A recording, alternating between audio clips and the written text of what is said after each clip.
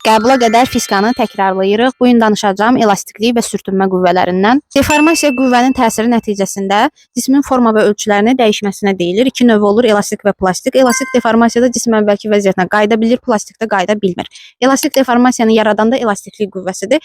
F bərabərdir -kx düsturu ilə tapılır. K burada cismin sərtliyidir, maddənin növündən və həndəsi ölçülərindən asılıdır. X isə burada cismin uzanması və yaxud da sıxılmasıdır. Elastiklik qüvvəsi deformasiyadan sonra cismi əvvəlki vəziyyətinə qaytaran qüvvədir. Deformasiyanın əksinə yönəlir. Düsturdakı mənfi işarəsi də bunu göstərir. Sürtünmə qüvvəsi bir cisim başqa cismin üzərində hərəkət edən zaman ortalığa çıxan qüvvədir. Sətlərin toxunması nəticəsində əmələ gələn qüvvədir və iki yaranma səbəbi var. Birinci, toxunan sətlərin kələkötür olması, yəni sətlər tamamilə heç vaxt hamar olmur. Toxunan sətlər bir-birinə ilişir. Bu da sürtünmə qüvvəsini yaradır. Bir də toxunan sətlərin molekulları bir-birini cəzb edir.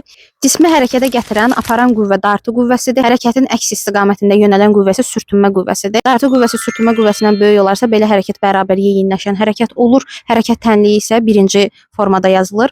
Əgər dartı qüvvəsi sürtünmə qüvvəsindən kiçik olarsa belə hərəkət bərabər yavaşlayan hərəkətdir. Hərəkət tənliyi isə ikinci formada yazılır.